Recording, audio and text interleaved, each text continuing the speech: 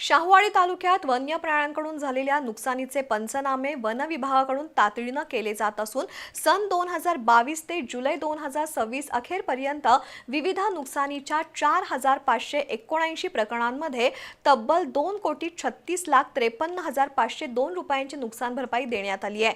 त्यामध्ये पीक नुकसानीची 4,319, पशुहानीची 244 आणि मनुष्यहानीची 16 प्रकरणं निकाली काढली आहेत, अशी माहिती मलकापूर वन परिक्षेत्र अधिकारी उज्ज्वला मगदुम यांनी दिली।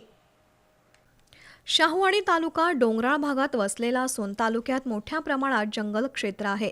जंगलाच्या हद्दी शेजारील गावांमध्ये वन्य प्राण्यांचा वावर वाढलाय। वन्य प्राणी नागरी वस्तीत तसंच शेतांमध्ये येत असल्यानं शेतकऱ्यांच्या पिकांचं नुकसान होण्याच्या घटना घडत आहेत। वन्य प्राण्यांमुळे होणाऱ्या नुकसानीचे पंचनामे वेळेत करण्यासाठी वन विभागानं वन कर्मचाऱ्यांची पथकं कार्यरत केली आहेत।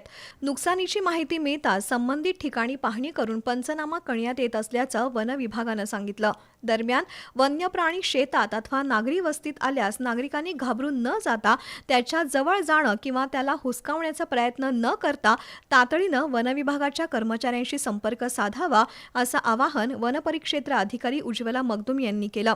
वन्य प्राण्यांपासून झालेल्या नुकसानीची 2,039 प्रकरणं निकाली काढून शेतकऱ्यांना नुकसान भरपाई देण्यात आली आहे।